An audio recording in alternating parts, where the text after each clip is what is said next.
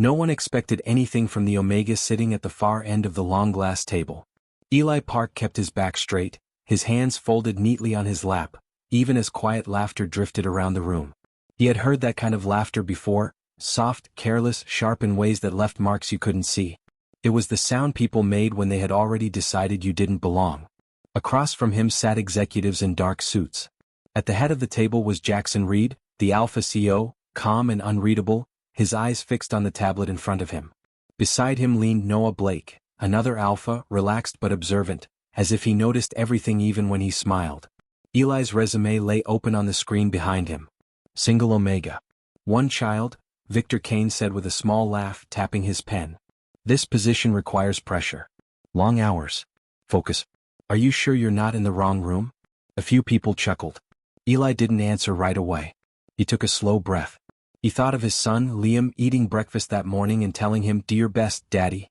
That memory steadied him. "I believe I'm exactly where I should be," Eli said softly.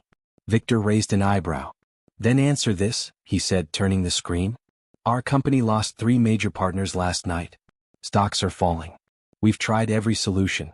What would you do right now?" This was the moment interviews usually ended for Omegas like him. Eli stood. He walked to the screen, his steps calm, his voice clear. He spoke about patterns others missed, about a contract clause everyone ignored, about trust being broken not by money, but by pride. His fingers moved quickly as he adjusted numbers, rewrote timelines, and connected pieces no one had linked before. The room grew quiet. Too quiet. Noah straightened, eyes bright with surprise. Jackson finally looked up, his sharp gaze locking onto Eli as if seeing him for the first time. When Eli finished, he stepped back. "That would stop the losses within 48 hours, he said. "And rebuild trust within a month." No one laughed now. Victor's face had gone pale. Jackson stood slowly. "Sit down, Mr. Park," he said. "You're not leaving." Eli obeyed, heart pounding. Because in that silent room, the Omega everyone laughed at had just changed everything. The meeting ended without applause, but the silence felt heavier than any praise. Eli Park gathered his papers slowly, unsure what to do next. His heart was still racing, not from fear now, but from the strange feeling that something important had shifted.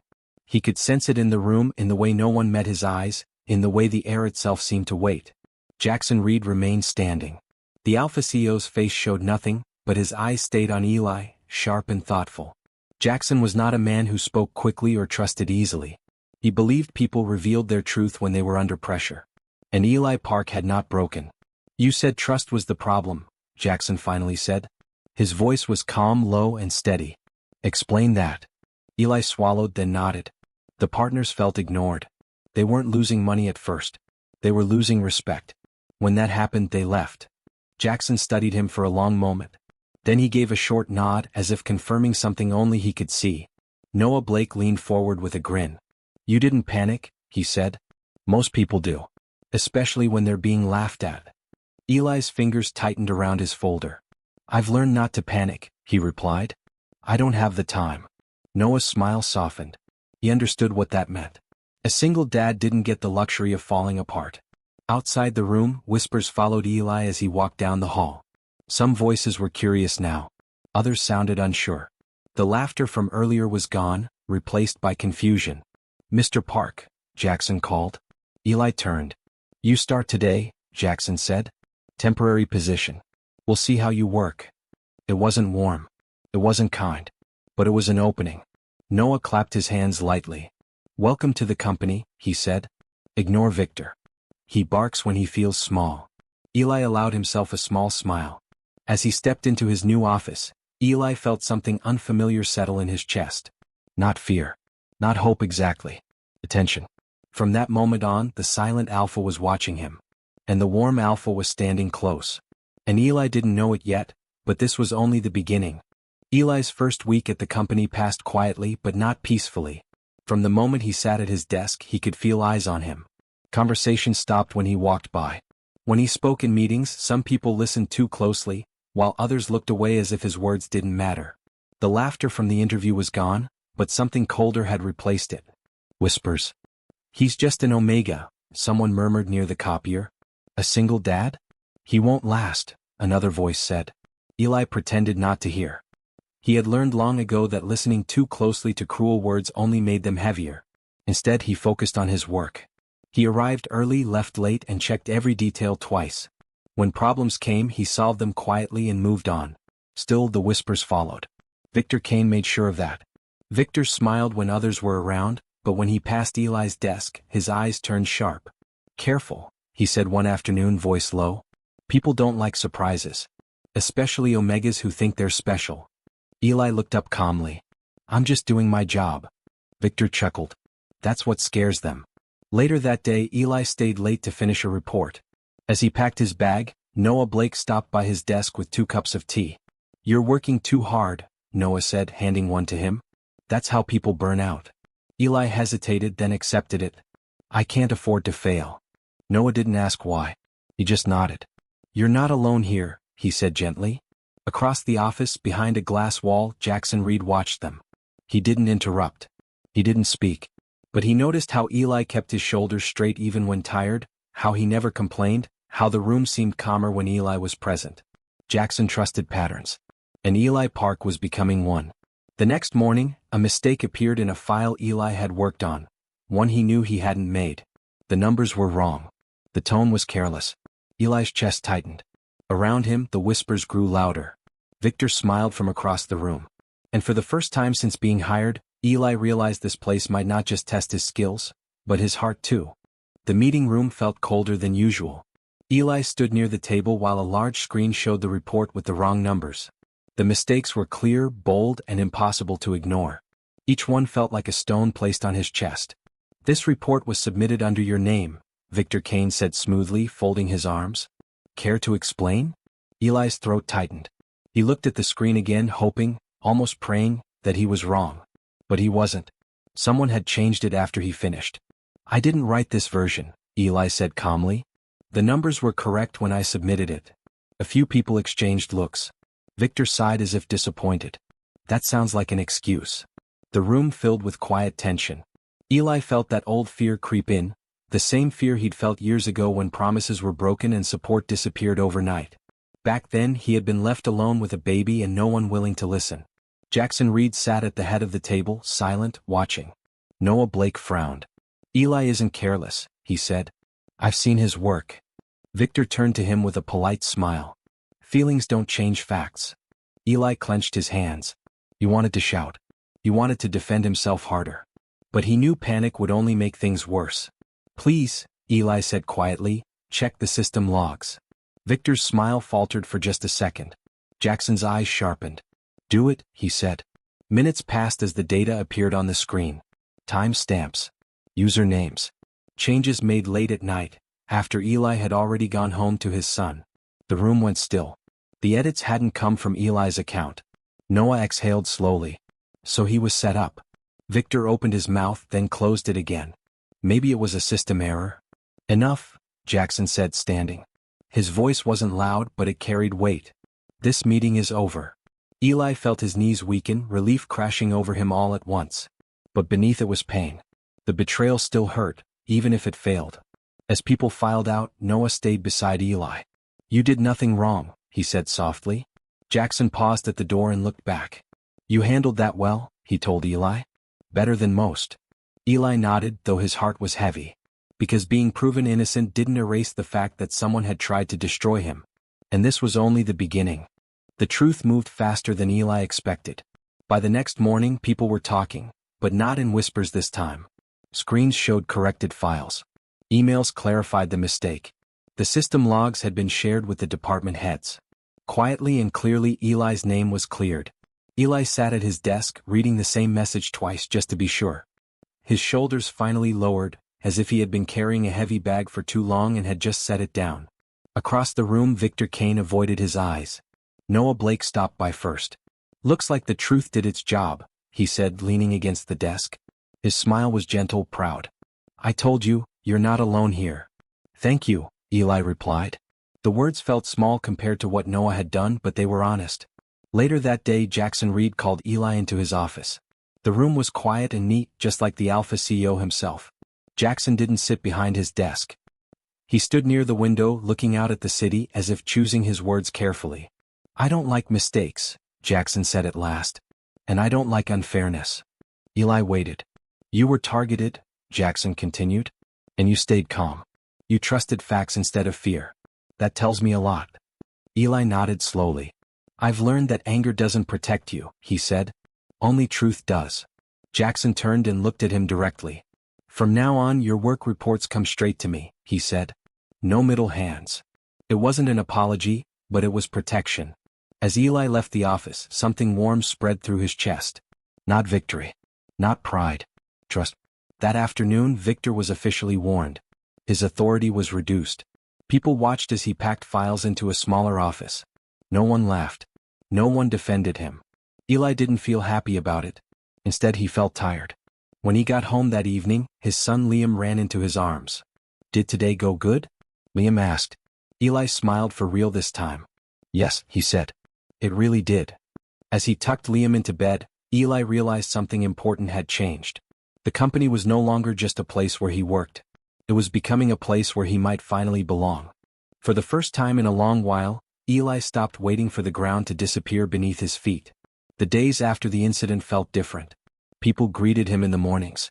Meetings grew calmer when he spoke. His ideas were no longer questioned just because of who he was. The change was quiet, but it was real. One evening, long after most of the office lights had gone out, Eli remained at his desk, reviewing notes. His eyes ached and his head felt heavy. He didn't notice someone standing nearby until a shadow crossed his screen. You should go home, Jackson Reed said. Eli looked up, surprised. I didn't realize it was so late. Jackson glanced at the clock. You've been here every night this week. Eli hesitated. Old habits. Jackson was silent for a moment, then sat across from him instead of standing above him.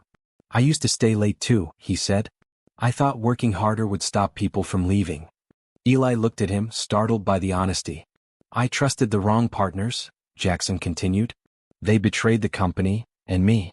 Since then I keep my distance. It feels safer. Eli understood that feeling too well. Distance can protect you, he said softly. But it can also make you lonely. Jackson met his eyes, something unguarded passing between them. You're stronger than you think, he said. You didn't let bitterness change you. The next day, Noah invited Eli to lunch. Not a meeting. Not work talk. Just lunch. You're allowed to breathe, you know, Noah said with a laugh. Healing doesn't happen if you never stop. Eli smiled, feeling warmth he hadn't felt in years. Around them, the office buzzed, but for once, the noise didn't feel heavy. That night, Eli realized something important. He wasn't just surviving anymore. He was healing. And two alphas, one quiet and guarded, one warm and open, were helping him without even realizing it. The crisis didn't arrive with a warning. It began with hurried footsteps, ringing phones, and tense voices filling the office before noon. Eli felt it the moment he walked in. The air was tight, heavy with worry. Screens flashed red numbers. Managers whispered urgently. A major client had pulled out without notice. If the company couldn't respond fast, everything they had built over years could fall apart in days. A large emergency meeting was called. People spoke over one another, throwing ideas that didn't connect. Fear made their voices sharp. Even experienced executives looked unsure. Eli sat quietly, listening. At the head of the table, Jackson Reed's jaw was tight. Noah Blake stood beside him, trying to calm the room, but panic spread faster than reassurance. We don't have time, someone said. We're already too late. Eli took a slow breath. May I speak? He asked. The room went quiet. Victor Kane, sitting in the back, scoffed softly, but no one joined him this time. Eli stood and walked to the screen. His hands didn't shake. His voice stayed steady. This isn't just about the client leaving, Eli said. It's about why they left. They felt unheard. Treated like numbers instead of partners. He adjusted the data, pulling up timelines and messages others had missed. He showed where communication failed, where pride replaced listening. We can fix this, Eli continued. But only if we respond with honesty, not pressure. Jackson's eyes followed every movement. In minutes, Eli outlined a clear plan. Simple. Direct. Human. A way to rebuild trust instead of forcing control.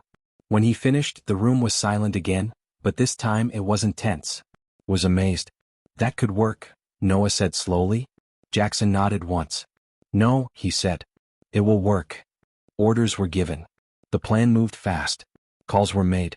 Apologies sent. Changes promised. By the end of the day, the client agreed to talk again. Eli returned to his desk, heart racing. He didn't see the looks of respect. He didn't hear the quiet praise. But Jackson and Noah did. And they both understood the same truth. The Omega they once doubted had just saved everything. The office felt different the morning after the crisis. People walked with lighter steps. Conversations sounded calmer. Screens showed steady numbers instead of red warnings. The danger had passed, and everyone knew who had stopped it. Eli kept working as usual, head down, focused. Praise still made him uncomfortable. He had learned that loud approval often faded quickly. Quiet peace mattered more. But the truth had a way of rising on its own. An internal review was announced. Files were checked. Messages were traced. Patterns that had once been ignored were now impossible to deny. Victor Kane's name appeared again and again. Missing reports, altered data, hidden emails. This time there was no escape. A meeting was called. Eli wasn't required to attend, but he chose to. Not for revenge, but for closure. Victor stood at the front of the room, his confident smile gone. The same people who once laughed with him now watched in silence. You used others to protect yourself, Jackson Reed said evenly. Including trying to destroy an innocent employee. Victor's eyes flicked to Eli. For a moment there was anger. Then fear. I was under pressure, Victor said weakly. I didn't mean. Intent doesn't erase damage, Noah Blake said calmly. Victor was removed from his position. His influence ended quietly without shouting or drama. He walked out alone. Eli felt something loosen inside his chest. He didn't feel happy. He felt free. Later, Noah asked, "Does it bother you that he didn't suffer more?" Eli shook his head. No. I didn't want him hurt. I just wanted the truth to stand. Jackson watched Eli carefully. That's strength, he said. Not everyone chooses peace when they're wronged. As the day ended, Eli packed his bag and headed home. The sky was soft with evening light. For the first time, his past no longer felt like a shadow chasing him. The revenge he received wasn't loud or cruel. It was justice. And it let him finally move forward. After Victor left, the office grew quieter, but not colder. The tension that once filled the halls was gone, replaced by something gentle and steady. Eli noticed it in small ways. People asked for his thoughts. Meetings felt like teamwork instead of battles. For the first time, he didn't feel like he had to prove his worth every single day. One evening, Jackson asked Eli to stay after work. Noah was already there, sitting on the couch instead of standing like he usually did. The room felt less like a CEO's office and more like a place where honest words could exist. This isn't about work, Noah said first, his voice warm but serious. Eli's heart skipped. He nodded, waiting. Jackson spoke next. I don't trust easily, he said. You know that. But you've shown me something I forgot, that strength doesn't have to be loud. Eli listened quietly. You protect others without asking for praise, Jackson continued. You chose truth over anger. I respect you, and I care about you. Eli's breath caught. Noah smiled softly. And you make things feel safe, he added. For me, for Jackson, for your son. Being around you feels like home. Eli looked at both alphas, emotions rising slowly, carefully. I've been hurt before, he said. I won't be chosen as a prize, or a problem. Jackson shook his head. We're not here to own you. Noah nodded. We want to stand with you. The room fell silent, not with fear, but with understanding. Eli felt something warm settle in his chest. Not pressure. Not confusion. Just, I choose honesty, Eli said. And respect. If we move forward, we do it together. Jackson and Noah exchanged a glance, then nodded. For the first time in a long time, Eli didn't feel like he was walking alone. The morning sun spilled gently across the city, turning glass towers golden. Eli woke early as he always did, but this time he didn't wake to fear or worry. He woke to laughter. Liam, his young son, was already at the kitchen table, building a tower of blocks. He looked up, eyes bright. Daddy? I made it taller than you. Eli smiled, ruffling his hair. It's amazing, Liam. You're getting stronger every day. Noah leaned casually against the counter, a cup of tea in his hand. Looks like someone's teaching his dad a lesson in engineering, he teased. Jackson, standing near the window, watched the scene quietly. His sharp gaze softened as he studied Eli and Liam together. It's peaceful, he said almost to himself. It was peaceful. For years Eli had been running, surviving, protecting his son from a world that seemed too heavy for them. He had faced betrayal, doubt, and the quiet judgment of others. But now, sitting in the sunlight with two alphas beside him who didn't demand, who only offered respect and care, he felt something he hadn't in a long time: home. Noah handed Liam a small snack and the boy giggled, crawling into Eli's lap. Eli looked at both men. I'm grateful," he said softly. Jackson's lips twitched into a rare, private smile. "You've earned this," he said. "All of it." The three adults shared a quiet moment. No words were needed.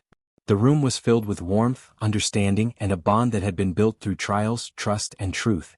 Later, as the day went on, the small family prepared a simple dinner together. Liam laughed as he mixed ingredients too quickly. Noah offered pointers, Jackson corrected with gentle precision, and Eli guided them both, feeling a deep sense of belonging he had never known before. The Omega who had once been laughed at, dismissed, and betrayed now stood strong.